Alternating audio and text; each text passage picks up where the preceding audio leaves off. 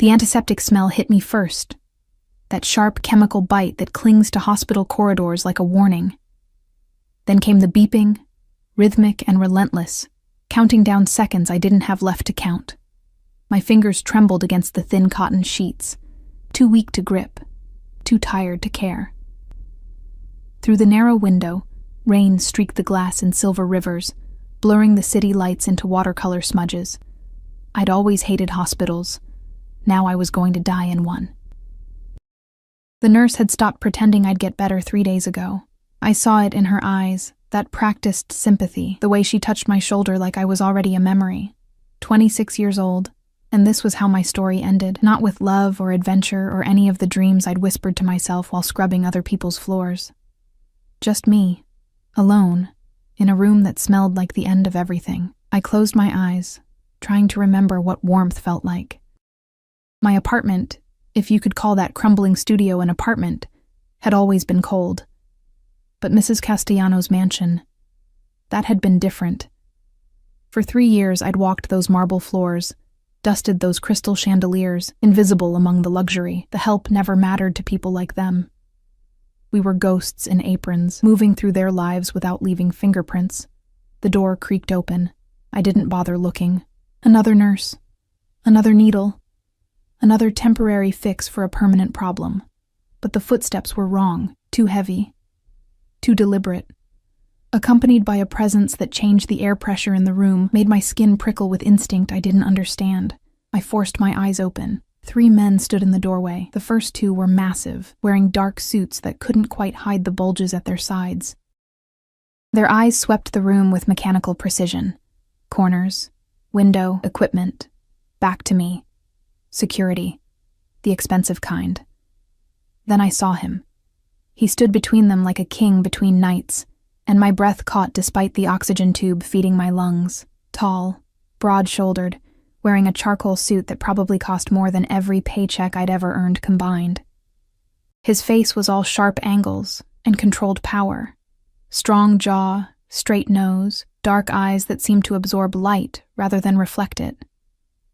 His black hair was swept back perfectly, and when he moved, it was with the fluid confidence of a predator who'd never known fear. But it was the smell that paralyzed me. Expensive cologne, cedar and something darker, more dangerous, mixed with the scent of leather and gunpowder. A smell I recognized. Mr. Castellano, the son. I'd seen him maybe twice in 3 years, always from a distance, always surrounded by men like these. Mrs. Castellano had warned us on my first day. My son's business is not your concern. When he visits, you make yourself scarce. You see nothing, you hear nothing, you exist nowhere near him, understand? I'd understood. Everyone knew what the Castellano family really was. The mansion, the cars, the armed men. It wasn't old money or real estate or any of the polite lies the rich told themselves. It was blood money. Power built on fear. And now, he was here, in my hospital room. My heart monitor betrayed my panic, beeping faster. One of the guards moved his hand toward his jacket, but Mr. Castellano raised one finger. Just one, and the man froze. That casual gesture of absolute authority made my mouth go dry. "Out," Mr. Castellano said. His voice was low, quiet, but it carried the weight of an executioner's blade. The guards retreated immediately, closing the door behind them. The sound of it clicking shut felt like a tomb ceiling. We were alone. He moved closer, and I tried to shrink into the mattress, tried to disappear the way I'd perfected over years of being invisible. But his eyes pinned me in place, dark, intense, examining me like I was a puzzle he needed to solve. "Miss Elena Moretti," he said, and hearing my name in his mouth felt like a violation, like he'd reached inside my chest and touched something private. "You worked for my mother." It wasn't a question. I managed a tiny nod, my throat too tight for words. He pulled a chair close to my bed, too close, and sat down with controlled grace. This near, I could see details I'd never noticed from across marble foyers. A thin scar cutting through his left eyebrow. The expensive watch on his wrist, heavy and platinum, the way his hands rested on his knees, perfectly still, like a snake before it strikes. "You've been here 2 weeks," he continued. those dark eyes never leaving mine. Stage 4. Inoperable. The doctors give you days, maybe a week if you're unlucky. The clinical recitation of my death sentence should have sounded cruel, but his tone was something else. Not sympathetic exactly, but not indifferent either. I didn't understand why he was here, why he knew these things, why he cared. I don't. My voice came out as a whisper, broken by the oxygen hissing through the tube. Why are you here? Something flickered across his face, so fast I almost missed it. His jaw tightened, and for a moment, he looked away, toward the rain-streaked window. When he spoke again, his voice had dropped even lower, almost gentle. 3 months ago, you found something in my mother's study. A ledger. You didn't know what it was, but you knew it was important. Ice flooded my veins. I remembered. God, I remembered. I'd been cleaning, moving a vase, and the book had fallen from behind it, leather-bound, filled with names and numbers I didn't understand. I'd picked it up, started to put it back, when Mrs. Castellano had walked in. The look on her face had terrified me. I'm sorry, I gasped now, panic rising. I didn't read it, I swear, You gave it to her, he interrupted, and there was something in his tone I couldn't identify. Immediately. You didn't ask questions, didn't look through it, didn't try to understand what you'd found. You just handed it over and went back to polishing silver. My hands were shaking. I didn't want trouble. I needed the job, That ledger, he said, leaning forward slightly. And suddenly the space between us felt charged, dangerous, contained information about a theft. Money stolen from my organization. Millions of dollars. The names in that book were suspects. People I trusted. People close to my family. I couldn't breathe. Couldn't think. This was how people disappeared. This was how bodies ended up in the river. One of those names, he continued, his eyes burning into mine, was Marco Russo, my cousin, my best friend since childhood, the man who stood beside me through wars most people can't imagine. The man I would have died for, past tense, would have. Because of that ledger we investigated. We found proof. Marco had been stealing from me for 2 years, funneling money to a rival family, planning to orchestrate my death and take over everything I'd built. His voice remained perfectly calm, perfectly controlled, but I saw his hands curl into fists. If you had kept that ledger, if you had sold it or shown it to the wrong people, the investigation would have been compromised. Marco would have been warned. He would have killed me, killed my mother, and taken everything. The room tilted. I gripped the sheets, trying to anchor myself to reality. You saved my life, Elena. You saved my mother's life, and you had no idea you were doing it. I was just doing my job, I whispered. No. He leaned even closer, and I could feel the heat of him, the overwhelming presence that made the hospital room feel smaller. You were honest. In a world where everyone wants something, where loyalty is bought and sold like merchandise, you were simply honest. His hand moved, slowly, deliberately, and I flinched.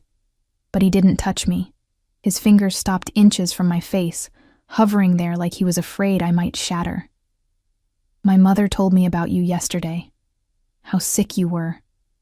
How you'd been coming to work even when you could barely stand because you needed the money for treatments you could never afford. His voice had gone soft, almost reverent. She said you never complained, never asked for help, never expected anyone to care. Tears burned my eyes. Mrs. Castellano had been kind in her distant way, but I'd never imagined she'd noticed. Never imagined she'd told him. I want to help you, Mr. Castellano said. I laughed, a broken, bitter sound.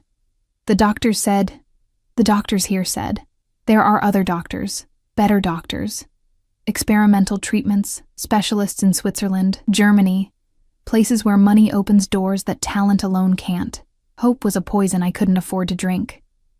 I shook my head weakly. I can't. I don't have... I know.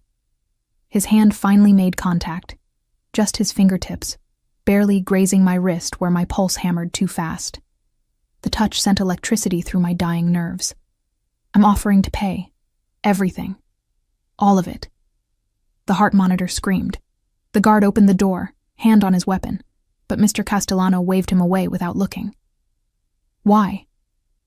The word tore out of me. Why would you do this? I'm nobody. You're the woman who saved my life without knowing it, without wanting anything in return. His fingers wrapped around my wrist now, gentle but unbreakable, like a shackle made of silk. I don't forget debts, Elena, and I protect what's mine. What's mine? The words hung between us, heavy with implications I was too frightened and too desperate to examine. This was a man who ruled through fear, who'd probably killed with those same careful hands. This was a world I didn't belong in, couldn't survive, but I was dying anyway. His phone buzzed. He glanced at it, and his expression shifted, something dark and violent moving behind his eyes before he buried it. When he looked back at me, his face was unreadable again. I have to go. There's a situation that requires my attention.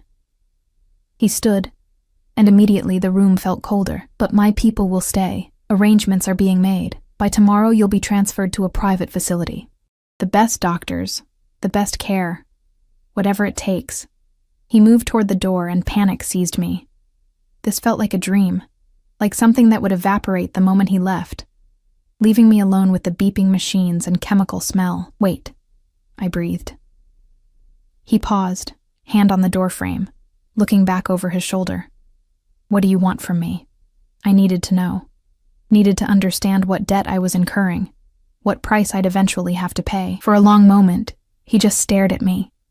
Then something that might have been a smile touched his lips, cold and dangerous and beautiful. Everything, he said simply. But for now, just live. The door closed behind him, leaving me alone with the rain and the beeping and a terror that felt somehow different from dying, because I'd just made a deal with the devil, and I didn't even know what I'd promised him in return. They moved me at dawn. I woke to hands lifting me, gentle but efficient, transferring me from the narrow hospital bed to a stretcher so padded it felt like floating on clouds. My vision swam with morphine and confusion as faces in surgical masks worked around me, disconnecting monitors, reconnecting others, moving with the synchronized precision of a military operation. Wait, I tried to say, but my voice was just a thread of sound. Where? Shh, Miss Moretti, a woman's voice, professional and warm. We're taking you somewhere better. Just rest. Through the fog of medication, I caught glimpses, the hospital corridor sliding past above me, fluorescent lights creating a strobing effect. The guards flanking us, hands inside their jackets, eyes scanning every doorway. The ambulance waiting at a private exit, not the emergency entrance where people might ask questions. This wasn't a normal transfer. This was an extraction. The ambulance interior looked like something from a science fiction film. Equipment I'd never seen, monitors displaying information I couldn't interpret. A doctor sat beside me, an older man with kind eyes and expensive clothes that had no business being in an ambulance. Elena, he said in accented English, German, maybe Swiss. My name is Dr. Werner. I've reviewed your case. I won't lie to you, you're very sick. But I've treated patients in similar conditions, and some of them are alive today, living full lives. Some, not all, but some was infinitely more than the zero I'd been given. Mr. Castellano, I started, has secured you a place in our facility. Dr. Werner interrupted smoothly. The cost and arrangements are not your concern. Your only job is to fight. Can you do that? Could I? 3 days ago, I'd been ready to surrender, to slip quietly into whatever came after this. But now, with hope burning like a coal in my chest, with the memory of dark eyes and that dangerous promise, just live, I found myself nodding. Good girl, Dr. Werner said, and something about the phrase made me think of Mr. Castellano's voice, the way he'd looked at me like I was both fragile and precious. The ambulance stopped at a private airfield. Through the tinted windows, I saw a jet, sleek, white, with no commercial markings. The guards surrounded us as they carried me out, forming a human shield between me and the gray morning. Rain had given way to mist, turning everything soft and dreamlike.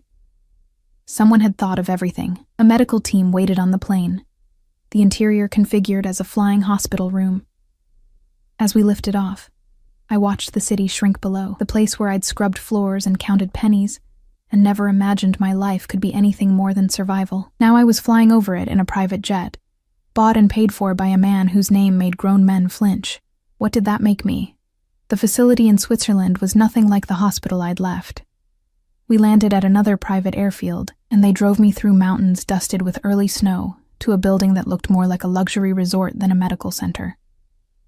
Glass and steel and clean lines, surrounded by pine forests and pristine silence. My room had a view of the Alps. I would have laughed if I'd had the strength. 24 hours ago, I'd been dying in a room barely big enough for the bed. Now I had a suite with artwork on the walls and furniture that probably cost more than my entire life's earnings. The treatments started immediately. Dr. Werner explained each one.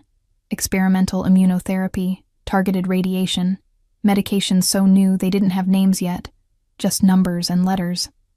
They pumped chemicals into my veins that burned like liquid fire, made me vomit until there was nothing left, stole my hair in handfuls, but they also gave me mornings where I could sit up without gasping.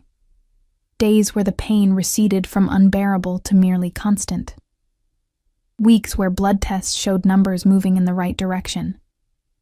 I was fighting, and slowly, impossibly, I was winning. Mr. Castellano didn't visit. I told myself I didn't care, that I shouldn't care. He'd paid his debt, bought me this chance at life, and now we were even. Whatever strange intensity had passed between us in that hospital room was just a fever dream, morphine and desperation creating something that didn't exist. But his presence was everywhere anyway. The guards who stood outside my door, rotating in 8-hour shifts, the fresh flowers that appeared in my room every morning, white roses, never any other color. The reports that Dr. Werner submitted weekly, updates on my progress that I knew went to someone who wasn't my family, because I didn't have family anymore. 3 months into treatment, I was strong enough to walk the facility's gardens. A guard followed at a discreet distance, a different man now, younger, with nervous eyes that darted to every shadow. I didn't know his name. I'd learned not to ask. They rotated too frequently for names to matter. The garden was beautiful in the way that things become when you've nearly lost the ability to see them. Late autumn had turned the leaves to gold and crimson, and the air smelled like pine and approaching snow. I sat on a bench near a fountain, watching water cascade over stone, letting the sound wash through me. My phone buzzed. I'd been given a new one, top of the line. Untraceable according to the guard who'd handed it to me. There was only one number programmed in it. Unknown caller. My hands shook as I answered. Elena. His voice, after 3 months of silence, hit me like a physical thing. Lower than I remembered, rougher, like he'd been drinking or smoking or not sleeping. Mr. Castellano, I managed. Dante. A pause. My name is Dante. I think we're past formalities. Dante. It suited him, both elegant and infernal. I closed my eyes, trying to steady my breathing. Why are you calling? Dr. Werner says you're improving. That the latest scans show the tumors shrinking. Another pause, longer this time. I wanted to hear your voice, to know it was true. Something in my chest twisted. You could have visited. You didn't have to. Yes, I did. His voice went hard, final. You needed to focus on healing, not on complications. And I had matters to handle. Marco's betrayal went deeper than the money. There were others involved. It took time to root them all out, root them out. Such a gentle phrase for what I knew he meant. Bodies in unmarked graves. Families that would never know what happened to their sons, their fathers, their brothers. I should have been horrified, should have hung up, demanded to leave this golden cage, return to whatever life I could scrape together on my own. But instead, I found myself asking, is it finished? Yes. Satisfaction edged his tone. Everything is handled. The family is secure. My mother is safe. Good, I said, and meant it, and some part of me wondered when I'd become someone who could feel relief about a man orchestrating deaths. I'm coming to see you, Dante said. It wasn't a question or a request, just a statement of fact. Tomorrow. I've stayed away long enough. My heart rate spiked so sharply that the guard looked over, concerned. I waved him off, trying to control the panic and anticipation warring in my chest. "Why?" I whispered. "Because you're mine, Elena." That phrase again, the one that had haunted me through months of needles and nausea and nights when I wanted to surrender. "You became mine the moment I decided to save you, and I protect what's mine, always." The line went dead. I sat in the garden until the sun set, until the guard gently suggested I come inside before I caught cold, until the white roses in my room seemed to glow in the lamplight like tiny moons. That night, I dreamed of dark eyes and dangerous hands, of being held so tightly I couldn't breathe but didn't want to. Morning came with fresh snow and fresh terror. They brought me new clothes, not hospital gowns, but real clothes. A cashmere sweater in deep burgundy, tailored pants that fit perfectly, soft leather boots. Someone had measured me, knew my size, anticipated this moment. The invasion of privacy should have angered me. Instead, I put them on with trembling hands and stared at myself in the mirror. The woman looking back was almost a stranger. Thinner, yes. The treatments had stolen pounds I couldn't afford to lose. My hair was growing back in uneven patches, covered now by a silk scarf, but my eyes looked alive again, bright with fear and something else I refused to name. He arrived at noon. I heard the commotion from my room, the sudden tension in the building, the sound of multiple vehicles, the clipped professional voices of men used to violence. My hands fisted in the cashmere, and I forced myself to breathe. The knock, when it came, was gentle. "Come in," I said, hating how my voice shook. Dante Castellano entered like a storm made flesh. He wore all black today, sweater, pants, coat that swept behind him like wings. But it was his face that stopped my breath. Those sharp features looked carved from marble, beautiful and merciless. A fresh bruise marked his jaw, and I saw healing cuts on his knuckles when he pulled off his leather gloves. He'd been in a fight, recently. "Elena." My name was a prayer and a claim. He moved toward me slowly, like I was a wild animal he might spook. "You look like I've been dying," I supplied bitterly. "Alive." He stopped 3 feet away, those dark eyes roaming over me with an intensity that made my skin burn. "You look gloriously, defiantly alive." The silence stretched. I didn't know what to say, how to act around this man who'd bought my life, and now stood in my room like he owned it, like he owned me. "The reports don't do you justice," he continued softly. "Dr. Werner's clinical descriptions, the numbers and percentages, they told me you were surviving, but seeing you..." His hand lifted, hovering near my face like it had in the hospital, like he was afraid to touch. "May I?" I should have said no, should have stepped back, established boundaries, protected whatever was left of myself that hadn't been claimed by needles and machines and his money. I nodded. His fingers brushed my cheek, feather light, reverent, tracing the curve of my face like he was memorizing it through touch. His thumb grazed my lower lip, and I gasped, the sound small and helpless. "I've thought about you every day," Dante murmured, stepping closer until I could smell him, that cedar and danger scent that had haunted me. "Every single day. While I was handling business, while I was making men pay for their betrayals, while I was building empires on their graves, you were there, in my head, under my skin. That's not..." I tried to think, to form coherent thoughts, but his proximity was overwhelming. "That's not normal. You don't even know me. I know you're honest in a world of liars. Brave when you have every reason to surrender. Strong enough to endure hell and come back breathing." His other hand came up, cradling my face between his palms. "I know that you saved my life and asked for nothing, that you're fighting for yours now with everything you have. What else do I need to know? That I'm terrified of you," I admitted, the truth falling out uncensored. "That you're a criminal. That people die because of you. That this..." I gestured helplessly at the room, the facility, the impossible luxury, "isn't real. It's a cage made of gold and good intentions.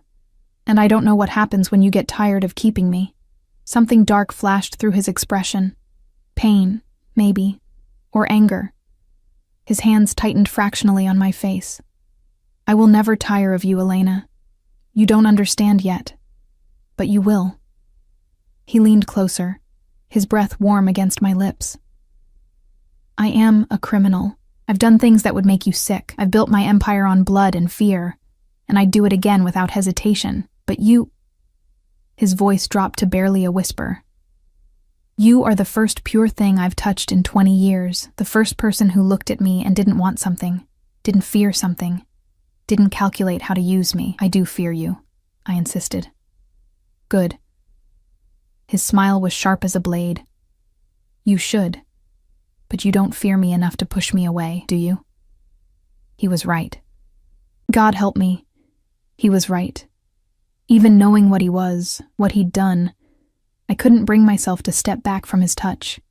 Couldn't stop the warmth spreading through my chest at his words, the treacherous hope that maybe someone this powerful could actually keep me safe. What do you want from me? I asked again. The same question I'd posed in the hospital. But this time, I wasn't sure I wanted the answer. Dante's expression softened into something almost tender. Almost. For now, I want you to finish healing, to grow strong enough that when I take you home, you can stand beside me without breaking. His thumb stroked my cheek. And then, Elena Moretti, I want everything. Your time, your trust, your presence in my life.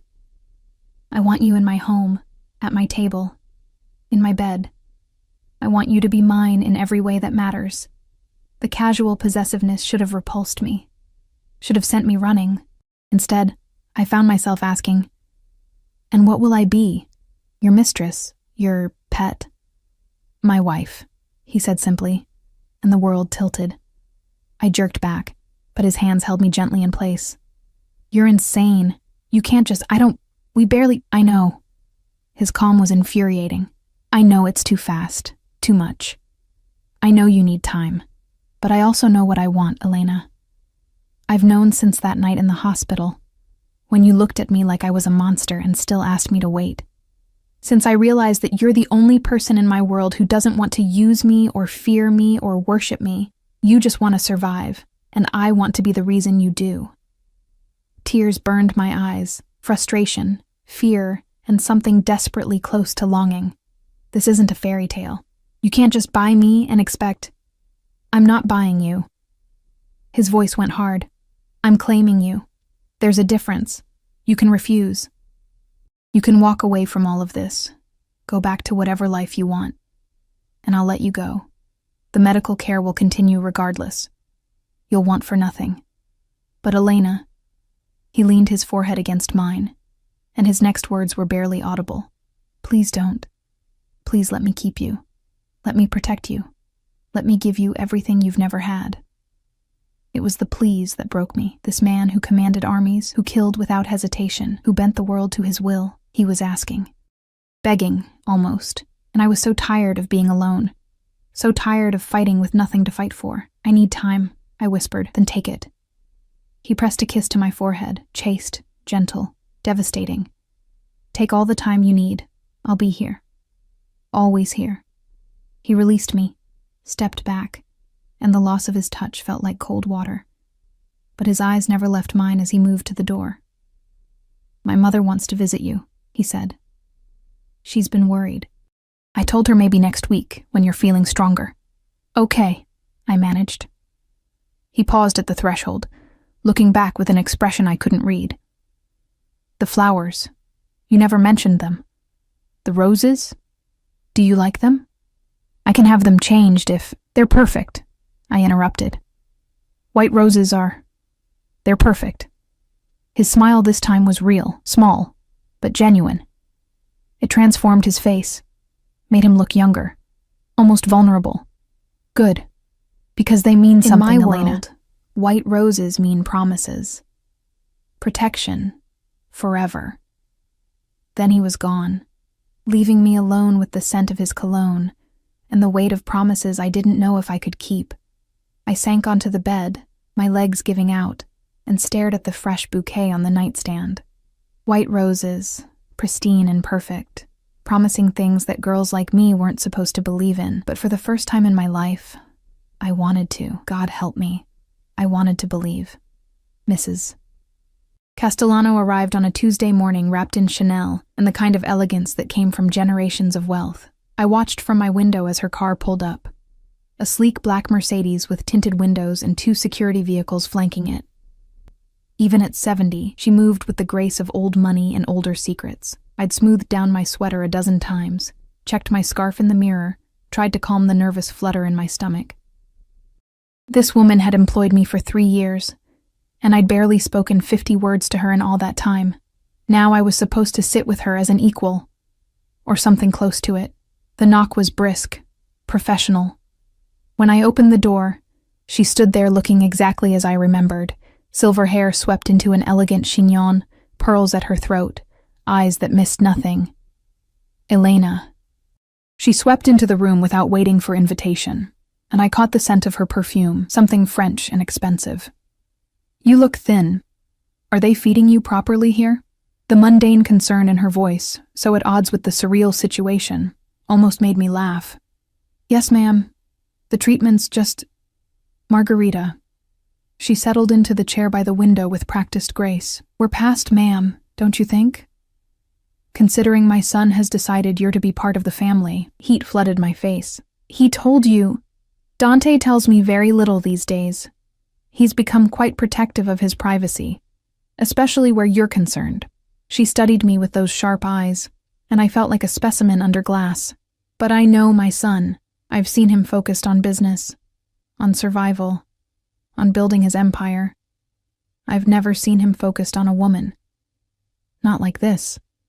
I didn't know what to say to that, didn't know how to explain that I was still trying to understand it myself. Sit, child. You're making me nervous hovering there like you're about to run. Margarita's voice gentled. I came to thank you. Dante told me what you did finding that ledger. You saved both our lives and you didn't even know it. I was just cleaning, I said quietly, sitting on the edge of the bed. I didn't... Exactly. She leaned forward, her expression intense. You were just doing your job, just being honest. Do you have any idea how rare that is in our world? How many people would have seen an opportunity in that ledger, would have tried to profit from it or use it as leverage? I shook my head. Marco was my nephew, she continued, and pain flickered across her refined features. My sister's boy. I helped raise him after she died, and he betrayed us. Tried to kill my son, steal everything we'd built because of greed, because loyalty meant nothing to him. Her hands gripped her pearl necklace. But you, a girl we barely noticed, who we paid barely enough to survive, you were loyal without even trying to be. You were honest because that's who you are. Tears pricked my eyes. Mrs. Castellano, Margarita. I don't know if I can be what Dante wants. I don't belong in this world. I don't understand the rules. Neither did I once. A small smile touched her lips. I was a schoolteacher when I met Dante's father. Young, naive, full of ideas about right and wrong. Antonio was already deep in the family business, already stained with things I couldn't let myself think about. But he loved me. Truly, completely. And he taught me that this world isn't black and white. It's 1,000 shades of gray, and survival means finding your shade and living with it. She reached over and took my hand, her grip surprisingly strong. My son is dangerous, Elena. He's ruthless and violent and capable of terrible things, but he's also fiercely loyal, protective to a fault, and when he loves with everything he has. His father was the same way, was. I asked softly. Killed 15 years ago, a rival family. Her voice remained steady, but I saw the grief in her eyes. Dante was 23. He had to take over the family business overnight. Had to prove himself capable of leading, of being feared. He became hard because he had to, but underneath... She squeezed my hand. Underneath, he's still the boy who used to bring me flowers from the garden, who cried when our dog died, who swore he'd always protect me. The image didn't fit with the man I knew. Cold, controlled, terrifying. But then I remembered the gentle way he'd touched my face, the pleas he'd whispered, the vulnerability hidden behind all that power. I'm scared, I admitted. Good. Fear will keep you smart. Margarita released my hand and stood. But don't let it keep you from living. Don't let it keep you from taking what's being offered. My son wants to give you the world, Elena. The question is, are you brave enough to take it? She left, with the same brisk efficiency she'd arrived with. But the white roses on my nightstand had multiplied. Now there were 2 bouquets, and tucked among the stems of the new one was a note in elegant handwriting. Welcome to the family. M. The weeks blurred together after that. Treatment cycles, good days and bad days, my body slowly winning the war against itself. Dr. Werner became cautiously optimistic. The tumors were shrinking faster than expected. My blood work showed steady improvement. I was, against all odds, getting better. Dante visited every Sunday. He never stayed long, an hour, maybe 2. But those visits became the axis my week rotated around. We talked about everything and nothing. He told me about his mother's charity work, about the legitimate businesses he was trying to build alongside the illegal ones, about his plans to eventually transition the family into something cleaner. I told him about my childhood, about parents I'd lost too young, about the foster homes and the struggle to survive, about dreams I'd buried under the weight of just getting through each day. He never touched me beyond those careful caresses, a hand on my cheek, fingers brushing mine, his palm warm against my back when he helped me walk the gardens. But the restraint felt deliberate, like he was holding himself back with visible effort. Why? I asked one afternoon as we sat by the fountain, dead leaves skittering across the stone. Why don't you... you said you wanted everything, he finished, his dark eyes finding mine. I do. But not until you're strong enough to choose it freely. Not until there's no question that you're with me because you want to be. Not because you feel obligated or trapped. That's very... I searched for the word. Ethical. For a mobster. His laugh was low and genuine. Don't mistake patience for ethics, Elena. I'm being strategic. When I finally have you, and I will have you, I want all of you. No doubts, no reservations, no wondering if you only said yes because you felt you had to. The certainty in his voice sent shivers down my spine. You're very sure of yourself. I'm sure of us. He caught my hand, threading his fingers through mine. You feel it too. Don't tell me you don't. I couldn't. Because he was right. Somewhere between the hospital room and the white roses and these careful Sunday visits, something had shifted. The fear was still there, probably always would be, but it had been joined by something else. Want. Need. A desperate, treacherous hope that maybe this impossible thing could actually be real. I'm almost done with treatment, I said quietly. Dr. Werner says maybe 2 more months, then observation. Then you come home. Dante's grip tightened. To New York. To me. Is that what you want? For me to just move into your house? Become your wife? The word was firm. I told you what I wanted, Elena. That hasn't changed. We barely know each other. I know you take your coffee with too much sugar and no cream. That you hate the smell of jasmine but love roses. That you read romance novels when you think no one's watching and cry at the endings. His thumb stroked across my knuckles. I know you're stronger than you think you are, braver than you believe, and more deserving of happiness than you'll admit. What else matters? The fact that you kill people for a living? I suggested weakly. I protect my family and my interests. Sometimes that requires violence. I won't apologize for it or pretend to be something I'm not. His expression hardened. But I will never, ever let that violence touch you. You'll be safe with me, Elena. Always. A guard approached, spoke to Dante in rapid Italian. Whatever he said made Dante's jaw tighten. His eyes go cold and dangerous. I have to go, he said, standing. There's a situation that requires my attention. What kind of situation? He looked down at me, and for a moment I saw the killer everyone else feared. The kind where someone forgot that what's mine is not to be touched. I need to remind them. Ice slid through my veins. Dante. Don't. He leaned down, pressed a kiss to my forehead. Don't ask me about this part of my life. You don't need to know, don't need to carry it. Just trust that I'll handle it and come back to you. Can you do that? I should have said no. Should have demanded answers, insisted on knowing what he was about to do. But the truth was, I didn't want to know. Didn't want to face the reality of what loving this man would mean, because I was falling in love with him.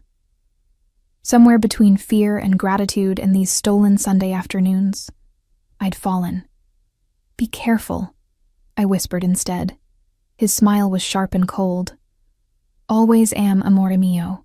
He left, and I watched his car disappear down the mountain road, surrounded by guards and violence I couldn't see but knew was there. That night, I couldn't sleep. I paced my room, stared at the white roses, tried to reconcile the gentle man who brought me flowers with the one who'd left to handle a situation with murder in his eyes. My phone buzzed at 2 a.m. Unknown caller. "Dante?" I answered immediately, heart racing. "It's handled." His voice was rough, exhausted. "Everything's handled. Go to sleep, Elena." Did you... I couldn't finish the question. "Yes." No elaboration, no excuses. Just that single word, heavy with implications. "Okay," I breathed. "Okay?" He sounded surprised. "That's it? No horror, no accusations?" "I knew what you were when I started caring about you." The admission fell out unbidden. "I knew. And I care anyway. I don't know what that makes me." Silence stretched between us, broken only by his breathing on the other end of the line. "Mine," he finally said, his voice raw. "It makes you mine. Say it, Elena. Tell me you're mine." I closed my eyes, felt tears slip down my cheeks, tasted the moment my life split into before and after. "I'm yours," I whispered. The sound he made was almost a groan. Relief and possession and something darker. 2 months. That's all the time I'm giving you to finish treatment. Then you're coming home to me, and I'm never letting you go. Understand? "Yes." "Say it again.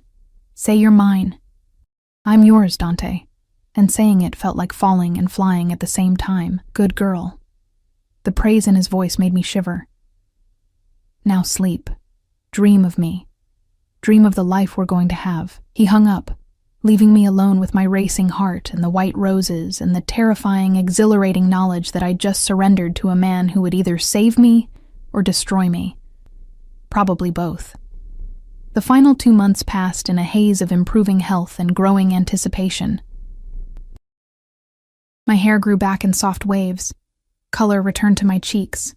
Strength returned to my limbs. Dr. Werner ran test after test, each one showing better results than the last. "Miraculous," he said during my final exam. "I've seen spontaneous remissions before, but never quite like this. Whatever you're fighting for, Elena, it's working." I was fighting for Sunday visits and white roses and dark eyes that looked at me like I was precious. Fighting for a future I'd never imagined I could have. Fighting for him. Margarita visited twice more, bringing clothes and advice and stories about Dante as a boy that made him seem almost human. She never mentioned his business, never acknowledged the darkness. But I saw her glance at her guards, saw the way she checked corners and exits even in the safest places. This was the life I was choosing. Beautiful and terrifying in equal measure. On my last day at the facility, Dr. Werner presented me with my final results. "You're in remission, Elena, full remission. You'll need regular monitoring, but as of today, you're cancer-free." I should have cried with joy, should have celebrated.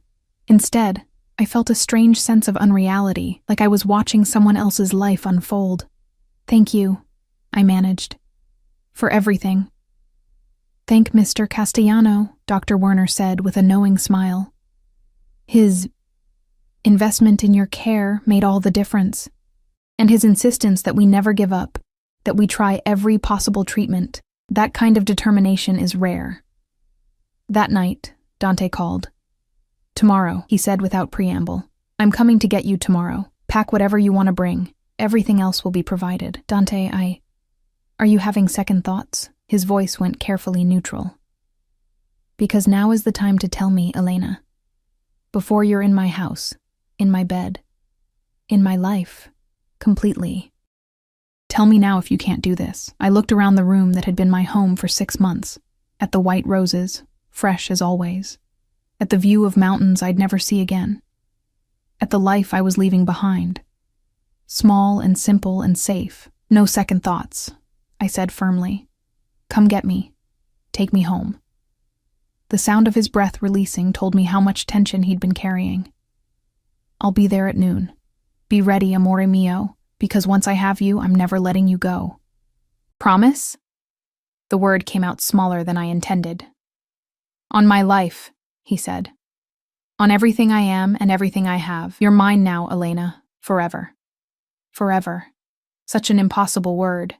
Such a dangerous promise. But as I fell asleep that night, I dreamed of it anyway, of forever with a man who'd bought my life and was now claiming my heart. And somewhere in the darkness, I heard myself whisper yes. The jet touched down in New York on a gray December afternoon, the city sprawling beneath us like a constellation of steel and ambition. I pressed my palm against the window, watching buildings rise to meet us, and felt my stomach twist with nerves that had nothing to do with the descent. 6 months ago, I'd left this city dying. Now I was returning as someone completely different. Someone who belonged to a man I both feared and craved in equal measure. Dante waited on the tarmac. Even from the plane's doorway, I could see him, standing beside a black SUV, hands in the pockets of his charcoal coat, surrounded by guards who looked like they'd kill at his slightest gesture. The wind whipped his dark hair, and when our eyes met across the distance, I felt the impact like a physical blow. He started walking before I'd finished descending the stairs. Met me at the bottom, and for a moment we just stared at each other. This man who'd saved me, this woman who'd somehow saved him first. Then his hands cupped my face and he kissed me. Not gentle, not tentative, deep and claiming and fierce, like he was branding me with his mouth. His tongue swept against mine and I gasped, clutching his coat to keep from falling. Months of restraint shattered in that single kiss, and I tasted his hunger, his possession, his absolute certainty that I belonged to him now. When he finally pulled back, we were both breathing hard. His eyes had gone almost black, pupils blown wide with want. "Welcome home, Elena," he murmured against my lips. "My home. Our home."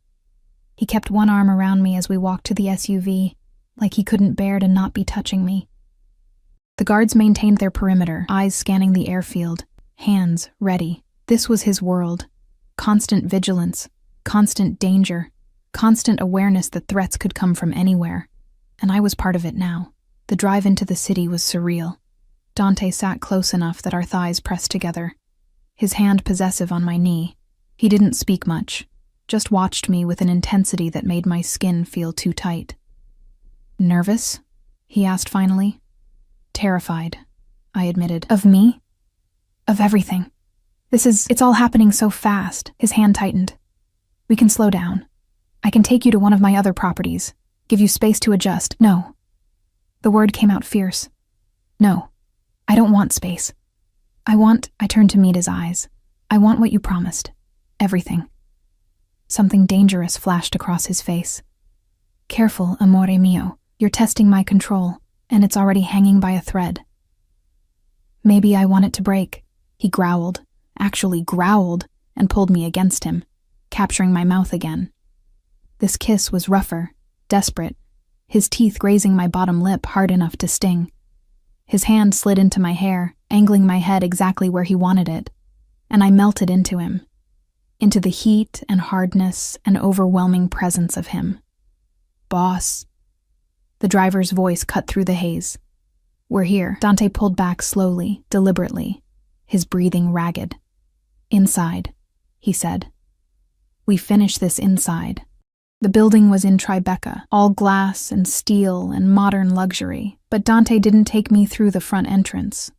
We went through a private garage, into a private elevator that required both a key card and fingerprint scan. Security cameras tracked our ascent, and I knew armed guards monitored every feed. This was a fortress disguised as a home. The elevator opened directly into the penthouse, and I stepped out into a space that stole my breath. Floor-to-ceiling windows overlooked the city, and the interior was all clean lines and expensive materials, marble and dark wood and leather, masculine, powerful, exactly what I'd expected. but there were white roses everywhere. On the entry table, the coffee table, the dining table. Dozens of bouquets turning the stark space softer, gentler. For me. Your room is the master suite, Dante said, walking me through the space. Or it can be. You can have your own room if you prefer, but He stopped, jaw tight. I want you in my bed, Elena, from tonight forward. But it's your choice. My heart hammered. What if I disappoint you? I don't have experience with, I gestured helplessly. Any of this. He turned to face me fully, and the look on his face was almost reverent. You think I don't know that? You think I haven't savored the knowledge that I'll be your first, your only? His hands framed my face. I will teach you everything, amore mio. I will teach you pleasure and desire, and exactly how to take me apart. And I will worship every sound you make, every gasp, every moment you give yourself to me. Heat flooded through me, pooling low in my belly. Dante. But first, he interrupted, stepping back with visible effort, you need to eat. Real food, not hospital meals. And we need to talk about expectations, about what this life entails. He was right, but I wanted to protest anyway, wanted to pull him back, to finish what his kisses had started. But he was already moving toward the kitchen, pulling out his phone to order food, creating distance between us, giving me space to adjust, even when I didn't want it. Dinner arrived within 30 minutes. Italian, naturally. Dante had the table set with formal china, like this was a date instead of whatever this was. We ate in relative silence, the tension between us thick enough to choke on. There are rules, he said finally, setting down his fork. Things you need to understand about being with me. I put down my own fork, suddenly not hungry. Okay. You don't leave this building without security. Ever. Even if you're just going to the corner store, you take a guard. That seems non-negotiable. His tone went hard. People know who I am, what I do. You're a target now, Elena, a way to get to me. I will not risk you. The reality of it settled over me like a weight. Okay, you don't talk about my business. Not to friends, not to strangers, not even to my mother, unless she brings it up first. What you see, what you hear, it stays between us. I don't have friends to talk to anyway. Something softened in his expression. You will. I'll introduce you to the wives, the girlfriends, women who understand this life, who can guide you. But they need to be vetted first, need to be proven trustworthy. More isolation, more control. But I'd known this was coming, hadn't I?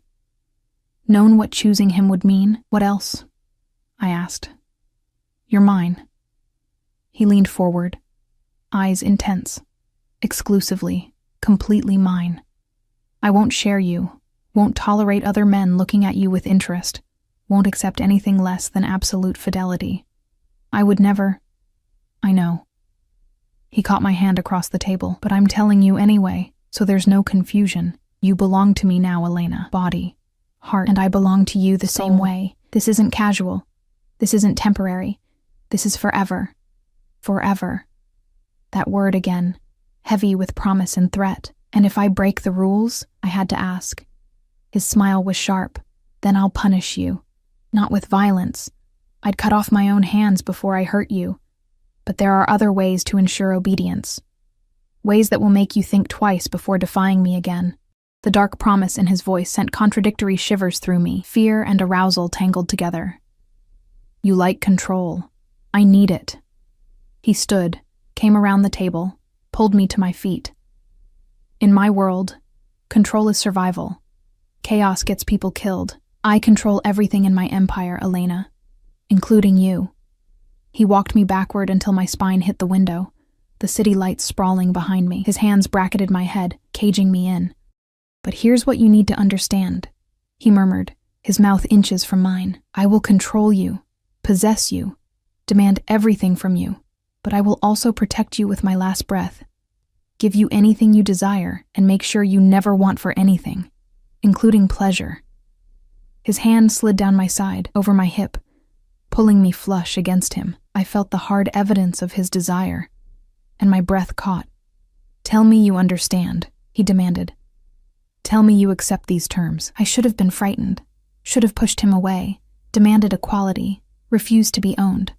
But the truth was, I wanted this. Wanted him. Wanted to surrender to someone strong enough to keep me safe in a world I didn't understand. I understand, I whispered. I accept. Say it properly. Say you're mine. I'm yours, Dante. Completely yours. He made that sound again, that possessive growl, and claimed my mouth in a kiss that tasted like ownership. His hands roamed my body, learning curves that had filled out during treatment, memorizing the shape of me through my clothes. Bedroom, he muttered against my lips. Now. Before I take you against this window where half the city can see. He lifted me effortlessly, and I wrapped my legs around his waist, clinging to his shoulders as he carried me through the penthouse. The master suite was enormous, dominated by a massive bed with black silk sheets. More white roses on the nightstands, their scent mingling with Dante's cologne. He set me down gently, then stepped back, his chest heaving. Last chance, Elena. Last chance to say no, to ask for more time. Once I have you, there's no going back. You'll be mine in every way that matters. I reached for the hem of my sweater, pulled it over my head, stood before him in just my bra and pants, my heart racing but my hands steady. No more waiting, I said. Make me yours. The restraint shattered. He was on me in seconds, his mouth hot on my neck, my collarbone, the swell of my breasts. His hands made quick work of my bra, and when his lips closed around my nipple, I gasped, my fingers digging into his hair. So perfect, he murmured between kisses. So fucking perfect. He stripped us both with efficient desperation, and then we were skin to skin, heat to heat. I felt vulnerable and powerful at once, lying beneath him while he looked at me like I was something sacred. I'll go slow, he promised, his hand sliding between my thighs, finding me ready. I'll make it good for you, amore mio. Dante. I arched into his touch. Please. He took me with a gentleness that contrasted sharply with his earlier hunger. Slow, careful, watching my face for any sign of pain. There was discomfort, unavoidable for a first time. But he kissed it away, murmured praise and possession until pleasure overtook everything else. And when we finally moved together, when he filled me completely, I understood what it meant to be claimed, to be owned, to be treasured. Mine. He breathed against my neck as we found our rhythm. Say it. Yours, I gasped, always yours. Afterward, we lay tangled together, my head on his chest, his arms wrapped around me like chains made of flesh and bone. The city glittered beyond the windows, but I only had eyes for him. I love you, I said quietly, the words escaping before I could stop them. He went still. Then his arms tightened, nearly crushing me. Say it again. I love you, Dante. He rolled me beneath him, his eyes blazing. I've loved you since that hospital room. Since you looked at me like I was a monster and still asked me to stay. Since I realized you were the only pure thing in my corrupted world. He kissed me deeply. You're my salvation, Elena. My redemption. My everything.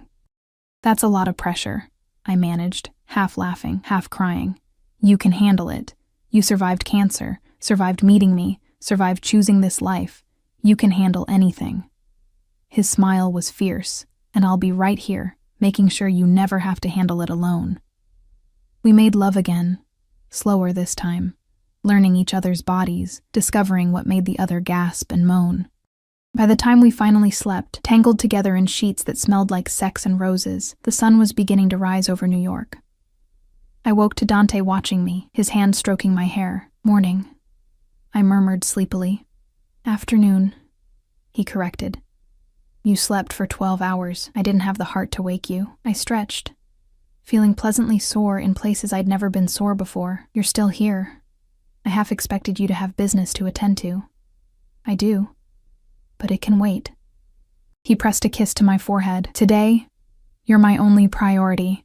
Today, I want to show you your new life. He took me shopping on Fifth Avenue, the guards following at a discreet distance, while he bought me clothes I'd never dreamed of owning.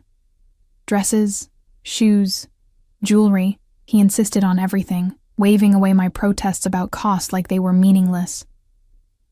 "You're to be my wife," he said firmly, sliding a diamond bracelet onto my wrist.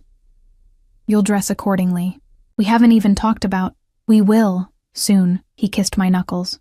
"But make no mistake, Elena, you will marry me. It's just a matter of when." That night, he introduced me to his inner circle at a private dinner. 6 men, all dangerous, all watching me with varying degrees of curiosity and suspicion. Dante kept his hand on my thigh throughout the meal, a possessive gesture that clearly communicated ownership. "This is Elena," he announced. "My fiancée. She is to be protected as if she were me. Any threat to her is a threat to me personally. Understood?" The men nodded, and I saw the shift in their eyes, from curiosity to calculation. They were measuring me now, trying to determine what leverage I might provide, what weakness I represented. I lifted my chin and met their gazes steadily. I might be new to this world, but I wouldn't cower. Dante's hand tightened approvingly on my thigh. After they left, he pulled me into his lap, nuzzling my neck. "You did well. They respect strength, and you showed them you have it. I was terrified. I know. But you hit it perfectly." He nipped my earlobe. "My fierce little queen." The endearment made me shiver. Queen implies I have power. You have the only power that matters. His hand slid up my thigh. Power over me. That week blurred into the next. Dante was insatiable, claiming me in every room of the penthouse, teaching me pleasure I'd never imagined.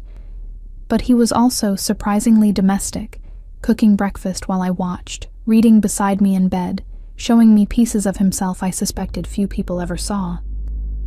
"I want you to meet someone," he said one evening. "Someone important." The someone turned out to be a jeweler, a tiny Italian man who arrived with a case full of engagement rings. Dante sat beside me while I tried them on, his eyes never leaving my face. "That one," he said, when I slipped on a platinum band with a flawless 3-carat diamond. "That's the one." "Dante, it's too much. Nothing is too much for you." He took my hand, kissed the ring. 2 weeks. I'm giving you 2 weeks to plan whatever kind of wedding you want. Then you become Mrs. Castellano officially. 2 weeks. That's impossible. Not for me. His smile was confident. "I can make anything happen, amore mio, including the perfect wedding in 2 weeks." He was right. Money and power moved mountains, and Dante had both in abundance. Margarita took over the planning with military efficiency, consulting me on details but handling the actual execution. The guest list was small, family and trusted associates only. Security would be extensive. The venue would be Dante's private estate in the Hamptons. Everything happened so fast, I barely had time to process it. One moment I was dying alone in a hospital. The next I was being fitted for a wedding dress that cost more than I'd made in 5 years of scrubbing floors. "Are you happy?" Dante asked the night before the wedding, holding me close in bed. "Terrified," I admitted. "But yes, happy." "Good." He kissed my temple. "Because tomorrow you become mine forever. Legally, publicly, irrevocably mine. And nothing, not death, not distance, not time, will ever change that." His certainty should have frightened me. Instead, it felt like coming home. Tomorrow, I would marry a monster, and I couldn't wait. The wedding took place on a crystalline Saturday in December. The estate transformed into something from a winter fairy tale. White roses, always white roses, covered every surface, their petals dusting the aisle like snow. Candles flickered in hurricane glasses, casting golden light across the assembled guests. Beyond the windows, the ocean crashed against the shore, wild and beautiful and free. I stood in the bridal suite, staring at my reflection. The dress was ivory silk, simple and elegant, clinging to curves I'd regained through months of healing. My hair, fully grown back now, fell in soft waves around my shoulders. The diamond on my finger caught the light, throwing rainbows across the walls. "You look beautiful, child." Margarita appeared behind me, elegant in navy blue. "My son is a lucky man. I'm the lucky one," I said quietly. 6 months ago, I was dying. Now you're beginning. She squeezed my shoulders. "This family, this life, It isn't easy, but it's worth it. Trust me. A knock interrupted us. One of the guards, Marco, I'd learned his name, stood in the doorway, his expression urgent. Mrs. Castellano, there's a situation. The boss needs to handle something before the ceremony. My stomach dropped. What kind of situation? Margarita's face went hard. How serious? Serious enough. There's someone at the perimeter, someone who shouldn't be here. I moved toward the door, but Margarita caught my arm. No. You stay here. This is Dante's world, Elena. Let him handle it. But I couldn't. Not today. Not when we were supposed to be starting our life together. I pulled free and followed Marco down the hallway, ignoring Margarita's protests. The study was full of men, guards, advisors, all standing around Dante, who sat behind his desk with lethal calm. He looked up when I entered, and fury flashed across his face. Elena, get back. No. I moved to his side. What's happening? He studied me for a long moment, jaw tight. Then he sighed and pulled me into his lap, one arm wrapping around my waist. There's someone here claiming to have information about you, about your past. He says he knew your father. Ice slid through my veins. My father died when I was 8. I know. Dante's hand tightened on my hip, which makes this interesting. He's demanding money to keep quiet about whatever he thinks he knows. Extortion, basically. Rage replaced fear. On our wedding day? Someone is trying to extort you on our wedding day? Stupid, right? Dante's smile was cold. Bring him in. The guards dragged in a man I didn't recognize. Middle-aged, weathered, eyes darting nervously around the room. When he saw me, something like recognition crossed his face. Elena Moretti, he said, you've done well for yourself. From nobody to Mafia princess. Your father would be proud. You didn't know my father, I said coldly. Didn't I?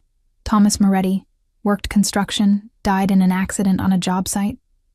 He smiled unpleasantly, except it wasn't an accident. He was murdered, pushed off that building because he witnessed something he shouldn't have, something involving the Castellano family.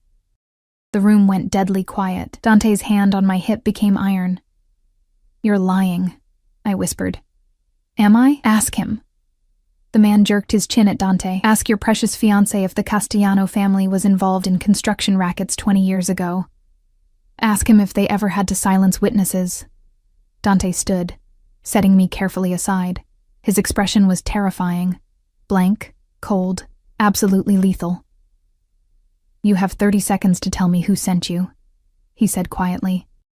And if you're very, very lucky, I'll kill you quickly. The man paled.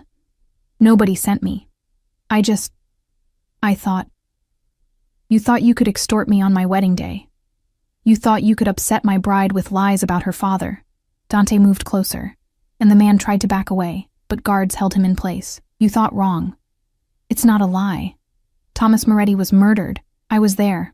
I saw my father died in an accident, but my voice shook, because I'd always wondered, always questioned the official story. The police say what they're paid to say. The man spat. Your father saw a murder. Castellano men killing a union organizer who wouldn't play ball. Thomas was going to testify, so they killed him too. Made it look like an accident. I couldn't breathe. Couldn't think. The room tilted. Dante caught me, pulled me against his chest. Get him out of here, he ordered. Find out who sent him, what he really knows, then handle it. As the guards dragged the man away, his protests fading down the hallway, I pushed away from Dante's chest and looked up at him. Is it true? I demanded. Did your family kill my father? I don't know. His honesty surprised me. I was 7 when your father died, Elena. I had no part in it, no knowledge of it. But yes, my family was involved in construction rackets then. Yes, people were killed to protect our interests. It's possible. The truth hit me like a physical blow. Everything we'd built, everything we had, it might all be founded on my father's blood. I pulled away. I need air. I stumbled out onto the terrace, the December wind cutting through my wedding dress. Behind me, I heard Margarita arguing with Dante, heard his cold responses, then footsteps. Elena, Dante's voice. Look at me. I turned. He stood there in his wedding suit, heartbreakingly handsome, devastatingly dangerous, the man I loved, the family that might have destroyed mine. I will find out the truth, he said, every detail. And if my father's men killed yours, I will bring you their names, their confessions, everything. I won't hide it from you. And then what? Tears burned my eyes. What do we do with that truth, Dante? How do we build a life on blood and lies, the same way everyone in this world does? He moved closer. By choosing what matters more, the past we can't change, or the future we can build together. That's too simple. It's not simple at all. It's the hardest choice you'll ever make. He reached for my hands. But here's what I know. I love you. I will spend the rest of my life protecting you, providing for you, making you happy. My father's sins are not mine, Elena. And your father's death, if my family was responsible, I will make it right, however I can. How? I demanded. How do you make murder right? I can't, but I can honor his memory. I can make sure his daughter never wants for anything, never suffers, never dies alone in a hospital because she can't afford treatment. His grip tightened. I can build something better than what came before. Cleaner. I'm already transitioning the family businesses, cutting ties with the violent side. For you. Because of you. I wanted to stay angry, wanted to rage at the injustice of it all. But looking at him, seeing the truth in his eyes, I realized something. We were both children of this violent world, both shaped by choices we hadn't made, bound by blood we hadn't chosen. I need the truth, I said finally. All of it. No matter how ugly. You'll have it. He pulled me close. But right now I need to know. Are you still going to marry me, even knowing what you know? I closed my eyes, felt his heart beating against mine. Thought about the girl dying alone, and the woman standing here now. Thought about 6 months of white roses and careful touches, and a man who'd given me back my life. Yes, I whispered. God help me. Yes. His relief was palpable. He kissed me deeply, desperately, like I might disappear if he let go. Then let's get married, he murmured against my lips. Let's start our life together, right now, and deal with the past as it comes. The ceremony was small and intense. I walked down the aisle alone, no father to give me away, just my own 2 feet carrying me toward the man who'd become my everything. Dante watched me approach with eyes that promised forever, and when I reached him, his hand trembled slightly as he took mine. Elena Moretti, the officiant began, but Dante interrupted. Wait. He turned to face me fully. Before we do this, I need to say something, in front of everyone. The room went silent. I am not a good man, Dante said, his voice carrying to every corner. I've done terrible things. I will probably do terrible things again. But you... His thumb stroked across my knuckles. You make me want to be better. You make me believe I can be more than my father's legacy, more than this blood-soaked empire. You saved my life without knowing it, and now I'm spending the rest of mine making sure you never regret choosing me. Tears slipped down my cheeks. Dante, let me finish. His smile was soft. I vow to protect you with everything I have, to provide for you beyond your wildest dreams, to love you until my last breath and beyond, to be honest even when it hurts, to be gentle even when I'm feared, to be yours completely even when I'm everyone else's nightmare. This is my promise, Elena. Before God and family and everyone who matters, I am yours. The room was absolutely still. Even Margarita had tears in her eyes. Your turn, Dante said quietly. I took a shaky breath. I'm supposed to say traditional vows, but nothing about us is traditional. I gripped his hands tighter. 6 months ago, I had nothing. No family, no future, no hope. You gave me all of that back. You gave me life and love and a reason to fight. So I vow to stand beside you through whatever comes. To trust you even when I'm scared. To love you even when it's complicated. To be your partner, your confidant, your home. I choose you, Dante Castellano, with all your darkness and all your light. I choose us. He kissed me before the officiant could pronounce us married, and laughter rippled through the guests. When he finally pulled back, his eyes were bright. Now make it official, he told the officiant. The rest passed in a blur, rings exchanged, vows completed. the pronouncement that we were husband and wife. The reception was elegant and controlled, guards at every entrance, guests carefully vetted. But in the center of it all, Dante held me close and whispered promises in Italian that made me blush. "What are you saying?" I asked. "That I'm going to take you upstairs soon and show you exactly what it means to be my wife." His teeth grazed my ear. "That I'm going to make you scream my name so loud the guards will be uncomfortable. That I'm never letting you go. We have guests. They can leave." His hand slid dangerously low on my back. "This party is over the moment I decide it is." True to his word, we left our own reception early. Dante swept me into his arms and carried me upstairs while our guests cheered, and the moment the bedroom door closed, he was on me. "Mine," he growled against my throat, working the buttons of my dress. "My wife. My Elena. Mine." "Yours," I agreed breathlessly. "Always yours." We consummated our marriage thoroughly, desperately, until the winter sun set and rose again. And in the quiet moments between, he held me close and told me about his plans, the businesses he was buying, the legitimate empire he was building, the future where our children wouldn't have to live in fear. "Children?" I asked, surprised. "Eventually." His hand splayed across my stomach. "When you're ready. When you're strong enough. I want everything with you, Elena. Marriage, children, growing old together. All of it." The future stretched before us, complicated and dangerous and beautiful. I didn't know what tomorrow would bring. Didn't know if we'd find the truth about my father, or how I'd handle it if we did. Didn't know if I could truly be the wife of a mafia boss, the queen of an empire built on violence. But I knew I loved him, knew he loved me, knew that together, we were stronger than apart. "I love you," I whispered into the darkness. "I love you more than life," he replied.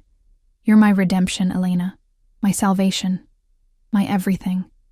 And lying there in his arms, surrounded by white roses and winter starlight, I believed him. We'd found each other in the darkest moment, him visiting his dying maid, me surrendering to fate. What happened next had touched everyone in that hospital room, changed the trajectory of both our lives. He'd saved me. I'd saved him. And now we'd save each other every day, for the rest of our lives. It wasn't a fairy tale. It was real and messy and complicated. But it was ours, and that made it perfect.